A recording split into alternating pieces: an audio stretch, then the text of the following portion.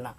কিন্তু এই যে বেগম জিয়া শহীদ প্রেসিডেন্ট জিয়াউর রহমানের ওয়াইফ হয়েও তিনি একটা প্যারালাল পার্সোনালিটি নিজস্ব বেগম জিয়া হয়ে উঠলেন। আপনি খেয়াল করেন, আপনি বেগম জিয়ার অ্যাপিয়ারেন্সে সে তো বোরকা পরে না, তিনি খুবই ফ্যাশনেবল একজন উইমেন তিনি। কিন্তু বাংলাদেশের কোটি কোটি ধর্মপ্রাণ নারীরা তারা তাকে যেই পরিমাণ ভালোবাসে, যেই পরিমাণ ওন করে, অথচ নির্বাচনের সময় হাসিনা মাথায় পট্টি বেঁধে তসবি বেঁধে তবুও সেই মানুষগুলোর মন জয় করতে পারে না।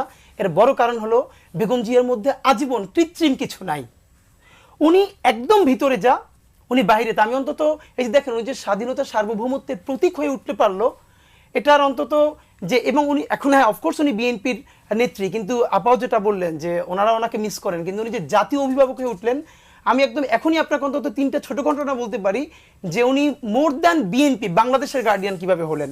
দেখেন, হাসিনা তাকে ট্র্যাপে ফেলার জন্য একটা কল রেকর্ড করছিল তার সাথে 2014-এর আগে নির্বাচনে, নিশ্চয়ই আপনার মনে থাকার কথা। হাসিনা সেখানে খুবই তার সাথে সুন্দর করে কথা বলছে, এবং বেগম জিয়ার স্বভাবতই যেভাবে তখন হরতাল চলে এই বাংলাদেশে যখন আনকনটেস্টেড ইলেকশন করা হলো সেইটার বিরুদ্ধে, এবং সেই কল রেকর্ডটা সে ফাঁস করলো হাসিনা সমস্ত ইথিক্সের বাইরে গিয়া।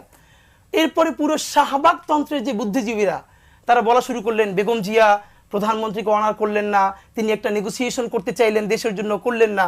অথচ আমরা তখন মনে করলাম যে একটা সন্ত্রাসী মাফিয়া নেত্রীর সাথে আপমর বাংলাদেশের যে ক্ষোভ, এই ক্ষোভটা বেগম জিয়া ঝাড়তে পারলেন।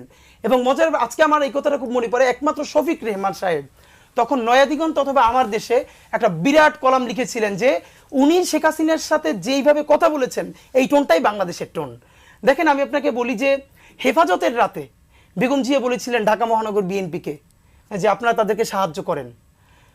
ঢাকা মহানগর বিএনপি অ্যাক্টিভ হয় নাই, যার যা কিছু আছে পুরো জাতিকে, প্রচুর মানুষ নেমেছিল। আমরা মনে করি সেদিন যদি বেগম জিয়ার কথা শুনে মহানগর বিএনপির সেই অংশটা অন্তত হেফাজতে যাওয়ার দরকার নাই, সাপ্লাই মৌচকে হোক মালিবাগে হোক একটা অবস্থান নিত। মঞ্চে কিন্তু ওই সময় যদি আমি ভুল না করে থাকি সাদিক হোসেন খোকা মঞ্চে গিয়েছিলেন না। কিন্তু দেখেন, এটা না যে রাত্রে মেসাকার হয়েছে, মেসাকারের রাত্রে ম্যাডাম বলেছেন যে যেভাবে পারো সাহায্য করো।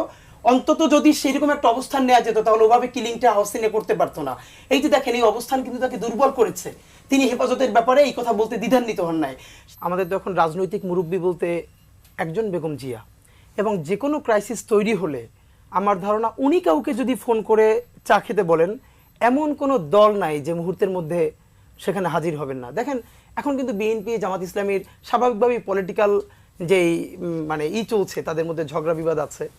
কিন্তু আমার মনে আছে যে এইটা আমার চোখে ভাসে, সাইদি সাহেবের যখন রায় হলো তখন 2 দিনে 153 জন মানুষকে পাখির মতো গুলি করে হত্যা করা হলো, কিন্তু জামাত ইসলামীর নেতা। বেগম জিয়া তখন সিঙ্গাপুরের ট্রিটমেন্টে ছিলেন। আমার স্পষ্ট মনে আছে উনি ট্রিটমেন্ট কমপ্লিট না করে উনি বাংলাদেশে ব্যাক করলেন। বিএনপির স্থায়ী কমিটির সদস্যরা ওনাকে বিমানবন্দরে ফুল দিয়ে বরণ করতে গেলেন, উনি গ্রহণ করলেন না। এসেই উনি অফিসে ব্রিফ করলেন, হরতাল ডাকলেন, এবং উনি প্রথম বললেন গণহত্যা চালানো হয়েছে বাংলাদেশে। আমার মনে আছে বাংলাদেশের তাবৎ বুদ্ধিজীবীরা ডিকশনারি খুলে, এনসাইক্লোপিডিয়া খুলে বসলেন, জেনোসাইডের সংজ্ঞা জানে না, খালেদা জিয়া হচ্ছেন অশিক্ষিত, সুতরাং উনি এটাকে গণহত্যা বলতে পারেন না, ভুল বলেছেন। বেগম জিয়াই একমাত্র তখন বললেন না এটা গণহত্যা হয়েছে। দেখেন কতজন মানুষ মরে গেছে, সেভাবে গণহত্যা হয় না। আপনি কিভাবে কিল করেছেন প্যাটার্নের উপরে গণহত্যা হয়। এই যে সাইদি সাহেবের ব্যাপারে, এবং এরপরে আমি আজকে মনে পড়ে যে কাদের মোল্লা সাহেবের যেদিন রায়টা হয়েছে, খন্দকার মাহবুব হোসেন উনি ইন্তেকাল করেছেন, বাংলাদেশের সবথেকে পতিতদশা আইনজীবীদের একজন, যিনি বিএনপির বড় নেতা ছিলেন। বেগম জিয়া ওনাকে নিজে ফোন করে বলেছেন যে সর্বোচ্চ সাপোর্ট দেওয়ার জন্য, এবং কাদের মোল্লা সাহেবের ফাঁসি যেই রাতে হওয়ার কথা ছিল সেদিন একদিন পিছিয়ে গিয়েছিল।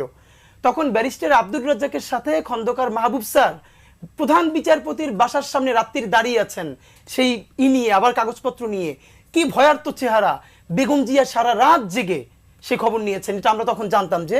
এবং আপনাকে এটা আমি একটা বলতে চাই যে দেখেন, ওনার মধ্যে যেটা সব থেকে ব্যাপার, মাতৃত্ব সুলভ আচরণ মধ্যে, এটা আমরা শিবিরের বড় ভাইদের কাছ থেকে শুনেছি যে একবার একটা বড় মুভ করার জন্য শিবির প্ল্যান করছিল, ছাত্রদল শিবির মিলে ক্যাম্পাসে একটা বড় মুভমেন্ট করবে আওয়ামী লীগের বিরুদ্ধে।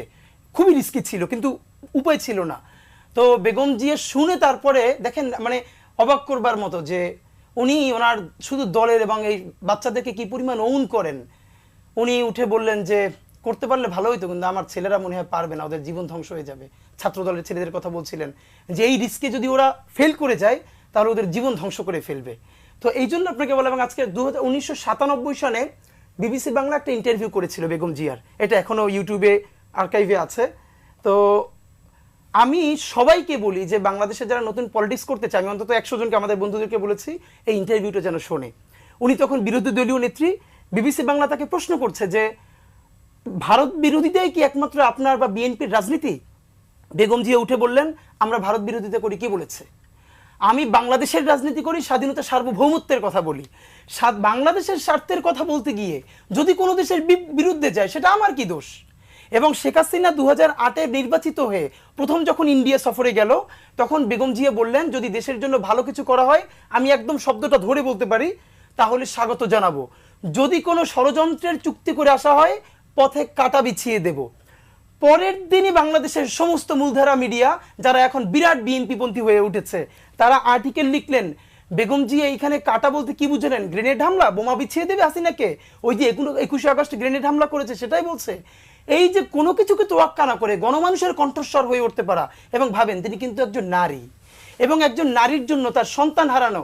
তারেক রহমান সাহেবকে যখন পিজিতে 111-এর পরে নেওয়া হয়েছে, আজকেও ছবিটা দেখছিলাম, এবং তখন আমরা ছোট, বেগম জি ওনাকে দেখতে গেছে, তারেক রহমান সাহেব ঘাড় সোজা করে মায়ের কোলে মাথা রাখতে পারতেছেন না।